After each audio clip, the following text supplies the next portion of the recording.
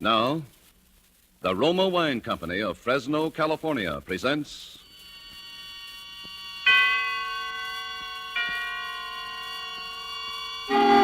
Suspense.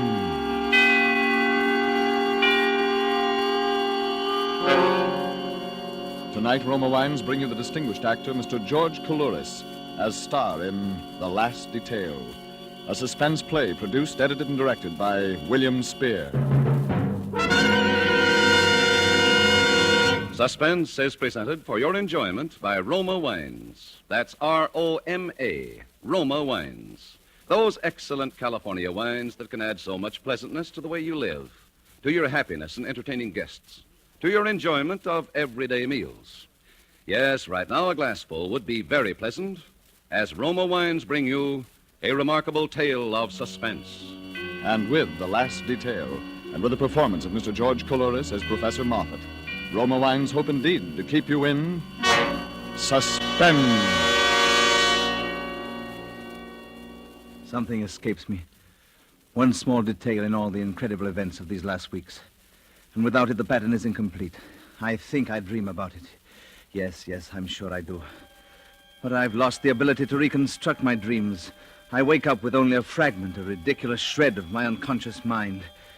I dream that in my laboratory, standing before a rather large cage. An assistant is beside me. What are you doing, Professor? Oh, hello, Pete. I'm recording the behavior of this great ape. Oh, everything he does, huh? Yes. And at times I almost believe he's able to reason, but of course that's impossible. This the one you call Coulouris? He calls himself Carlotti. And look, now he's pretending that he's the scientist. Why, he's taking notes on me.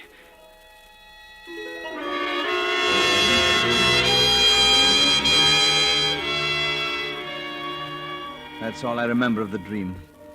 But after that, something about the cage. Well, as a scientist, I should be able to reconstruct from what I actually saw and heard. I'll take a cue from my dream. I'll set down all that happened as dispassionately as Dr. Kohler recorded the behavior of his renowned chimpanzees at Tenerife. Yes, I'll be completely objective. In the first place, I must remember that much of what happened was accidental, happened through blind chance. It was purely fortuitous that I should be living in that house on Van Ness Avenue in San Francisco, and no one could foresee that I would be there alone. I was sitting in my study working on a paper for the university, a paper on an instinctual behavior of the spider crab, when the doorbell rang. As I say, I was alone, as I'd been ever since Janet went away. So I opened the door myself. Yes? We're taking a census. A census? Yeah, it's about housing. Special survey. What's your name? Huh? Oh, Leland Jennings Moffat, Ph.D. Leland Moffat. Occupation? Professor of Comparative Psychology, Golden Gate University. Professor... Professor, do. How many people in this house? I'm the only resident. Only one, huh? No wife? No, my wife has been away for about 6 months. Roomers? Boarders? No, and I live alone. Yeah, old house, ain't it? Yes, I'm told that it was built before the fire. Yeah, looks it. Well, okay. Thanks, Professor. Thanks very much.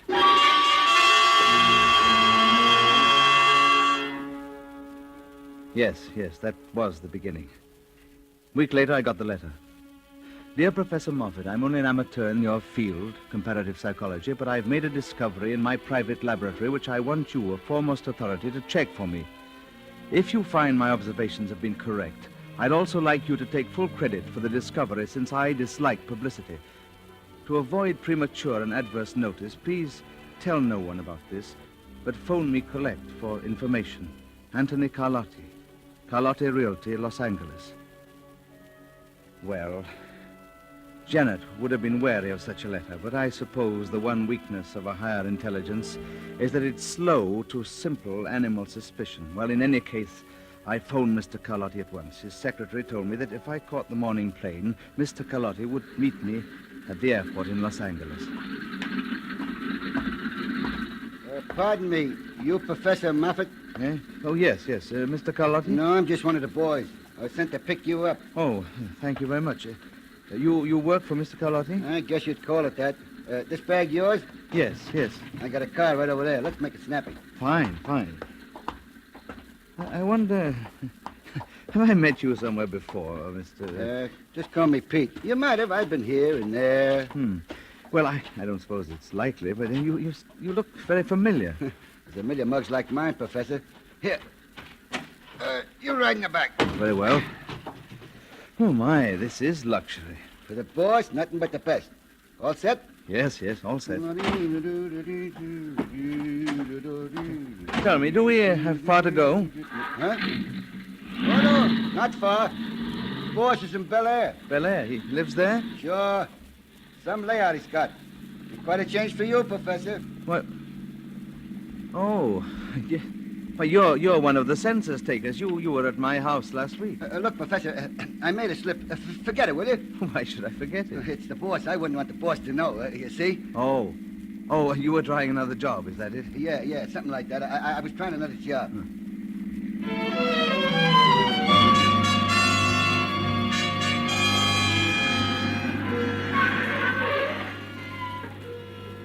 What? Mr. Carlotti lives here? Yeah, some shack, huh? Slip me that bag, Professor, and I'll take you to meet the boss. Yes, thank you.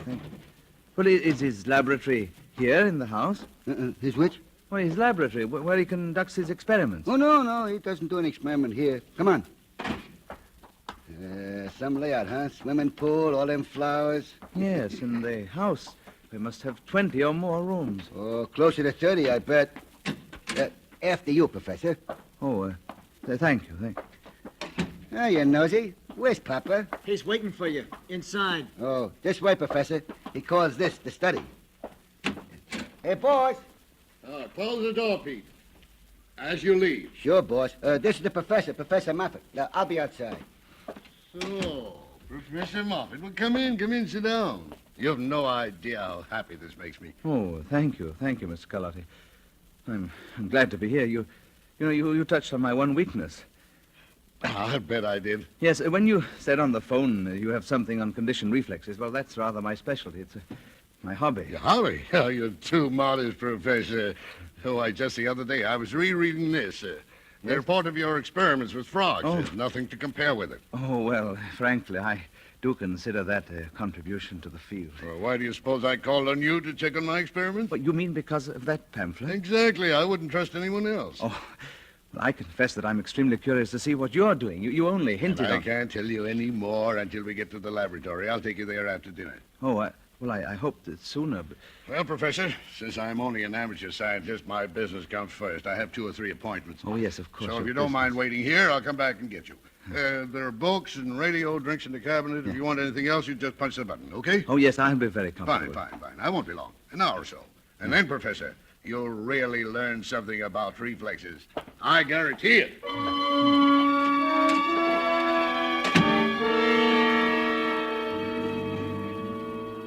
Yeah, he went out. I took a book off the shelf and settled down to read. Yes, but my mind wandered. Mr. Carlotti intrigued me. He certainly wasn't an intellectual in either appearance or manner. He was altogether a bit coarse and ruthless looking. And I was quite sure his capacity for abstract thinking was limited, to say the least. And yet the report on my labyrinth experiments with frogs had been stimulating to even so dull a mind as his. I walked over to his desk and looked down at my pamphlet with a feeling of some little satisfaction. I picked it up and idly flipped the pages. And it was then I realized that something was terribly wrong. Because in the pamphlet which Mr. Carlotti told me he had read twice, the pages were still uncut. I threw it down on the desk and went to the door. The door was locked.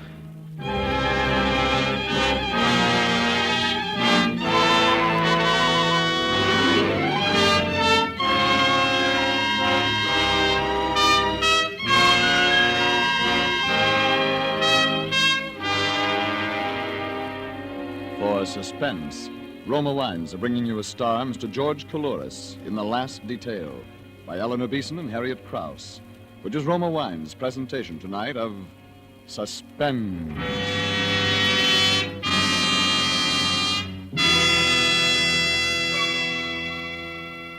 Between the acts of suspense, this is Truman Bradley for Roma Wines. Elsa Maxwell is famous not only as a hostess, but also for her helpful suggestions on how to entertain more graciously. Recently, she said, "Next time you have friends for dinner, add to their enjoyment of the food and give the occasion a gracious, festive touch by serving distinguished Roma California Burgundy. Even when ration points are low, your simple menus take on added glamour, added flavor goodness with Roma Burgundy. Serve well cooled." Yes, Elsa Maxwell's suggestion is one that lends enchantment to dining. You'll enjoy Roma Burgundy. Its tart piquancy, its fruity, robust taste, the happy result of selecting and gently pressing luscious grapes from California's choicest vineyards, guided to flavor perfection unhurriedly by Roma's ancient wine skill. Good Roma wines never vary, are always enjoyable, yet cost only pennies a glass. Remember, because of uniformly fine quality at reasonable cost, more Americans enjoy Roma than any other wine. R-O-M-A, Roma Wines. And now Roma Wines bring back to a Hollywood soundstage George Coulouris, who in the character of Professor Moffat in The Last Detail continues a narrative well calculated to keep you in suspense.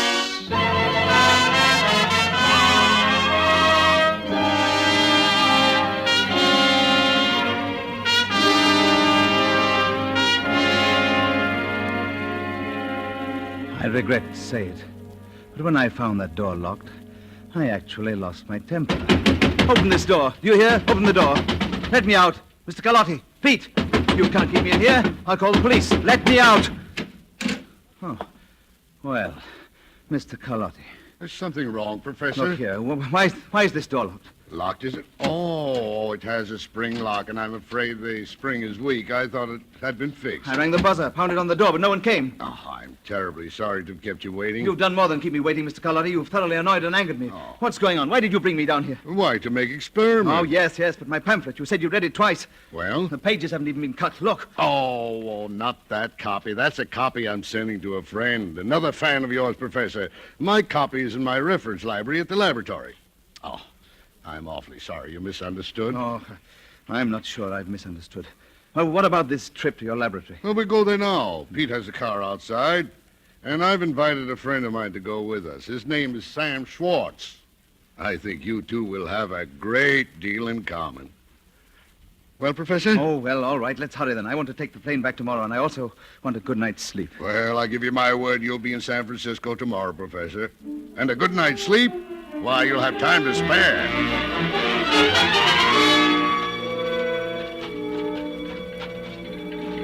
I see Pete knows you're in a hurry. He's got the motor started.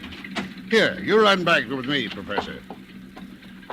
This is Sam Schwartz, the friend I told you about. Oh, how do you do, Mr. Schwartz? Hello, sucker. That's right. Professor, climb in.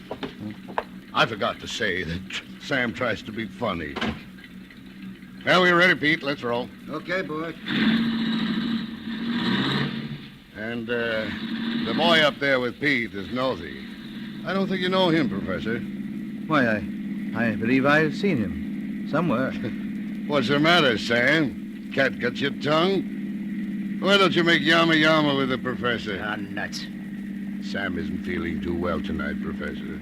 I feel as good as you're going to, Carlotti. You see, Professor, Sam is from San Francisco, too, but he isn't as optimistic as you are about my experiments. Is that so? You came down too, Mr. Schwartz? Can it, you old goat. I came down here because I was tricked. Shut up, Sam. Yes, I was tricked. You conned me all along, Carlotti. You got me on the griddle. My boys will give you a payoff. I said shut up. They'll get you for this, Carlotti. You hit it, boy. Shut up. Okay, Look, Mr. Keller. okay, Pete. Sam's all right. He just wants to brag about his punks and how they're going to get Carlotti. He's loyal to the home team. Mr. Carlotti, Yes. What's wrong? I want to know what's going on. There's some mistake. Oh, no mistake, Professor. Well, what has all this got to do with your experiments, with your laboratory? Professor, wait and see. No, I insist there's some mistake. I don't think I belong here. Don't belong here. Pete, Nosy, listen to the Professor. Why, you're absolutely essential, Professor. You're going to be the star in this production.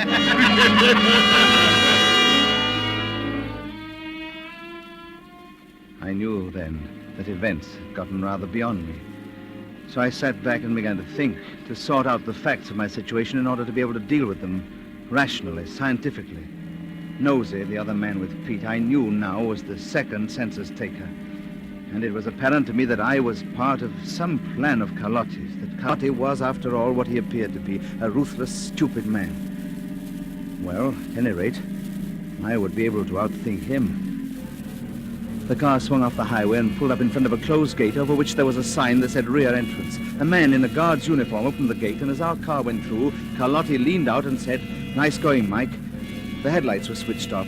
There were no other lights on the narrow drive inside, but on each side of the car I could see huge open stalls filled with all sorts of furniture, fireplaces, pieces of scenery, theatrical props. Then suddenly we were passing through what looked like a city street, and I knew where we were. Why, this is a motion picture lot. Elementary, my dear Professor. Paratone pictures. Yes, I've never been to one before. It's very interesting. Oh, you're going to find it very interesting. Yes, I gather that. Now tell me, Carlotti, who is going to be killed tonight? Huh? Wise the guy up, Carlotti. Shut up, Sam. Will it be me or Mr. Schwartz or both of us? What makes you think there's going to be a killer? Oh, come now. I've been on alert, I admit it, but I certainly can recognize an objective situation when I have to. Well, you won't be bumped off, not tonight.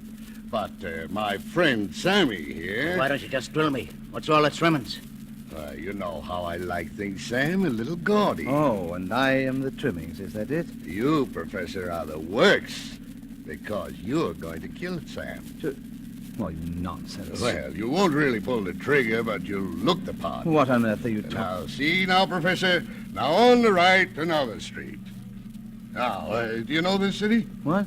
Why, it's San Francisco. Yeah, Van Ness Avenue, in fact. What? Why, yeah, this is my block. There's the house. Why, it's astonishing. Fantastic. A movie set. Really gives you a thrill, doesn't it? Oh, my goodness. What a passion Hollywood must have for detail. Yeah, they really do it right, don't they? This is San Francisco now. They got another set off before the fire. Yes. I remember. I read about it. Yeah, the Collins been telling all about it. That's how I knew. Okay, Nosy. Pete, outside. You too, Pete. Come on. Cover our friends as we go out. Professor, Sammy, go on. What are you going to do? It won't take long, Sam. Just pile out. Yes, Mr. Schwartz. Come on. Yes, that's my house. Every detail. Paint flaking off and a bit shabby looking. Yeah. You'll be able to tell your friends you were in movies, Professor. They'll never believe you. Oh, I see your plan now, Carlotti. You're going to photograph me shooting Mr. Schwartz. Isn't that the idea? On the steps of my house. Who tipped you off? Oh, really? I'm a psychologist. It's relatively simple for me to follow your mental processes. Oh, it's simple, is it? Pete, Yeah? get Sam up there. About the third step and watch him. Okay, come on, punk. My boys will figure this one, Get Carlotti. going, Sam. Get going. Break it up. Get a gun. Then get you, tell you. So it's simple, Professor, eh? Well, now that you know how I'm doing it, how do you like it? Oh, it's a colorful plan, unique, but it won't work. Oh, you think not, eh? No, to be blunt, you haven't the mind to carry it through. You've bitten off more than you can chew, Carlotti. You haven't the higher intelligence necessary for so much detail. Look, you'll be laughing out of the other side of your mouth tomorrow, so I'll let it pass. Very well. Now, you take this gun, Professor. It ain't loaded. I'll get up there by the front door. And when I tell you to, point the gun at Sam like you mean it.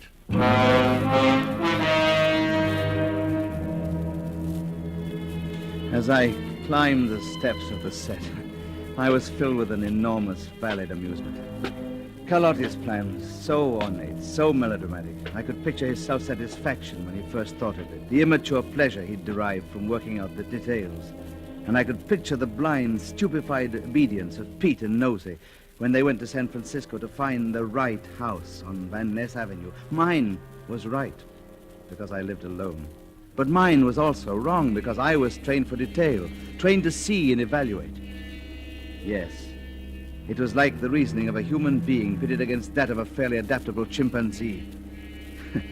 And as I stood in the doorway of the admirable replica of my house, I looked around quickly for the one or two flaws which I could later use, flaws which would prove that that night I was in Los Angeles, not in San Francisco. And then Carlotti gave his signal. Okay, Professor. Aim your gun. Pete. Yeah? Get Sam moving, and then let it fly. Perfect. What a shot and what a picture. Is he dead, Pete? Get us a mackerel. You did good, too, Professor. In that picture, it'll look like the real thing. Yeah, thank you, Carlotti. I enjoyed it. Yes, I suppose everybody likes to act. Yeah, I got to hand it to you, too. You didn't bat an eye. Well, to see a man killed, a scientist can't be too perturbed about death. Yeah, I guess not.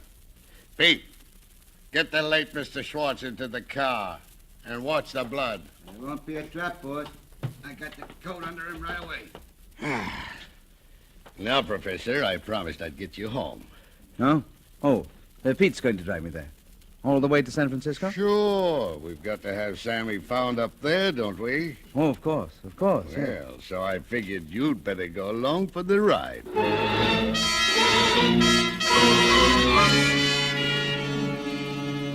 It was a strange trip. I sat in the back with my feet on Mr. Schwartz. Nosey sat beside me and covered me with his gun. We drove slowly through the sleeping towns in order not to arouse suspicion. But on the long stretches of open road, Pete drove at a terrific speed. And all the way, I was completely calm and at ease. Yes, the corpse would be found somewhere in San Francisco, with something on it to send the police after me. And then they would have the picture of me shooting Sam Schwartz on my own front steps. And Carlotti would be safe with alibis in Los Angeles, 420 miles away. Yes, that was the way it was planned. Well, I felt a little sorry for Carlotti. It was going to be so easy to block him. After a while, I fell asleep. I woke up as the car stopped at the curb in front of my house. You're an excellent driver, Pete. Thanks. Yeah, we make good time. Okay, Professor. Out. No, you don't have to wave that gun at me, Nosey. After all, I'm home. I live here. Yeah. And I'm going in with you until Pete has time to attend to a couple of other arrangements. Yes, of course. He has to dispose of the body, and he has to tell the police and give them the picture, and... Yeah, you know everything, don't you? Okay, Pete. Get going. I'll meet you later. Sure thing, Nosey. Same time, same place. Yeah, we just made it in time. Another hour, it'd be daylight. Got your key, Professor? Key? Oh, certainly. I'm a very methodical man. Yes, that movie set is a clever copy. Very clever. Yeah. Everything just the same as here. Oh, no. There are one or two minor differences, thank goodness. What do you mean by that? Come in, Nosey. Well, the doorbell was quite different. It was like the old one I had replaced last year. I didn't see that. Another thing, Nosey, the porch light wasn't there. What porch light? Well, my landlord put one in for me because I'm rather short-sighted and often stumble going down the steps. And a house in L.A. didn't have that? Did you see one there? Well, no, I thought not, and it won't be in the picture. Well, maybe the picture doesn't show that part of the house. Oh, I think Carlotti got it all in. Carlotti's plan doesn't look so good now, does it, Nosey? The boss said to bring you here and stay here till I hear the cops coming. And that's what I'm going to do, and that's all. Even now that you know Carlotti's plan won't work? I don't know nothing about that. The boss has made all right so far, and he... Uh-oh, listen. The cops. Yes, that would be the police. Pete worked very fast. Where was he dumping the body, Nosey? You'll find out, Professor. I'm leaving. But if you try to leave the front way, I'll plug you.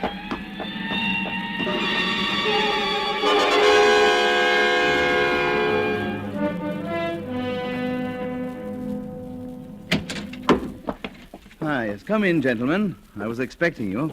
You Professor Moffat? That's right, and you're from the homicide squad. Come in. Hey, how'd you know we were coming? Well, you found the body of a man named Schwartz, and somebody told you that I killed him, right? No, we didn't find any body. Oh. Well, then someone sent you a photograph of me standing on my front porch shooting Sam Schwartz. Look, we don't know anything about you or Sam Schwartz, and we didn't see any pictures.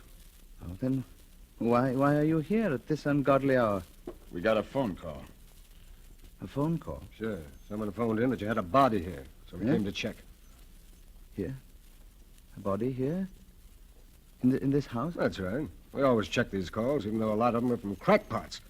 This one said the body was in your cellar. What? No, My cellar? yeah, so if you don't mind, we'll just look at it. No, Hey! you can't go in the cellar. There's nothing there. There's nothing in the cellar. Hey, grab the No, old upper you can't- white in. Hang on Get to away him. from the I'll cellar. take a look, Get away see? from the door. No, you...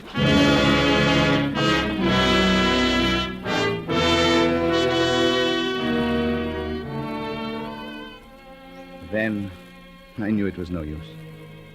Then I knew that they'd never believe what had really happened that night. Then I knew that Carlotti had thought of everything, down to the last detail. Yes, except one I'd thought of, because in the cellar there were two bodies.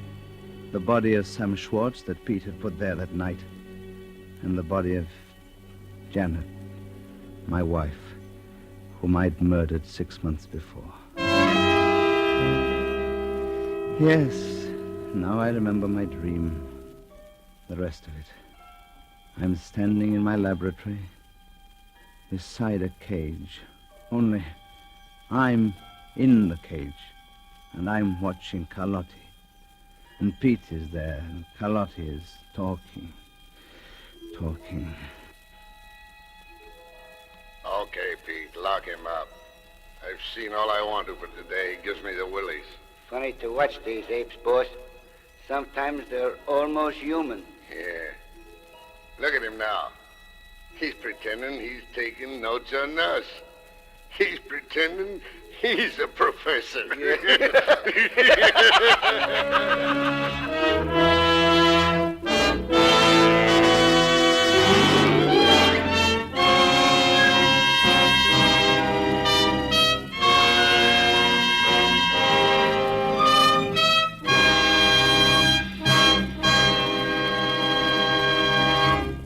And so closes the last detail, in which Roma Wines have brought you George Coulouris as star of tonight's study in Suspense.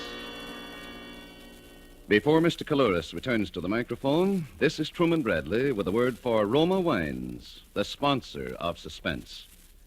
Warm weather and iced drinks just naturally go together. And as famed hostess Elsa Maxwell recently remarked, for a gay and colorful warm weather drink, I recommend Roma Wine and Soda, a delightful, frosty, cold thirst quencher that's as delicious as it is refreshing. Yes, and Roma Wine and Soda, made with distinguished Roma California Burgundy or Sauterne, is quick and easy to make. Half fill the tall glasses with good Roma Burgundy or Sauterne. Add ice cubes, sparkling water, and a bit of sugar. And for a decorative touch, garnish with cherries or fruit. And for a delightful aperitif, sip delicious Roma sweet vermouth, well chilled. Zestful, full-flavored Roma vermouth is blended and developed with all the traditional winemaking skill of Roma wineries, is made and bottled in the heart of California's famous vineyards, yet surprisingly low-priced. Try Roma vermouth soon, won't you? This is George Coulouris with a word from our government. Large numbers of troops are being redeployed from Europe to the Pacific, many by way of the United States. They will have, and their friends and relatives may learn, facts about their weapons, tactics, training, and future assignments which would be of immense value to the Japanese enemy. There may be a tendency to relax our caution about such war information now that Nazi Germany has been defeated. But the fact is that never before in this war has secrecy been so important. Don't talk. Keep the Japs in the dark. Thank you. George Coulouris appeared through the courtesy of Warner Brothers, producers of Rhapsody in Blue. Next Thursday, you will hear Mr. J. Carroll Nash as star of Suspense.